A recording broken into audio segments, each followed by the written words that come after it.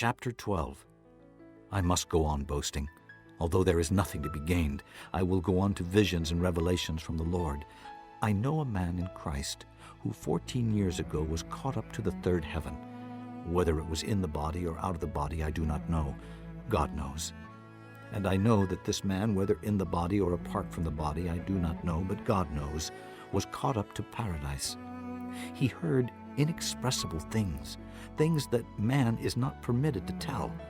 I will boast about a man like that, but I will not boast about myself, except about my weaknesses.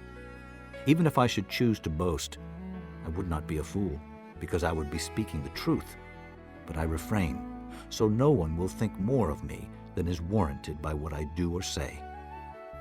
To keep me from becoming conceited because of these surpassingly great revelations, there was given me a thorn in my flesh, a messenger of Satan to torment me. 3 times I pleaded with the Lord to take it away from me.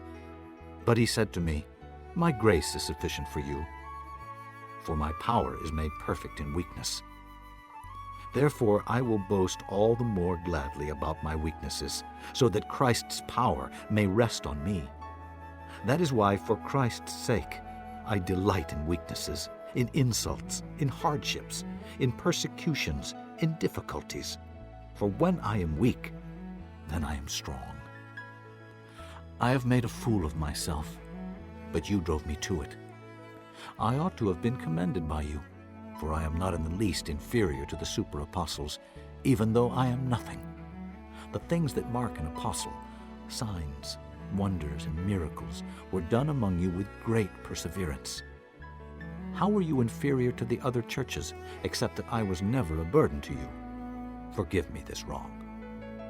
Now I am ready to visit you for the 3rd time, and I will not be a burden to you, because what I want is not your possessions, but you.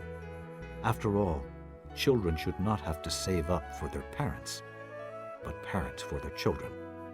So I will very gladly spend for you everything I have and expend myself as well. If I love you more, will you love me less? Be that as it may, I have not been a burden to you. Yet, crafty fellow that I am, I caught you by trickery.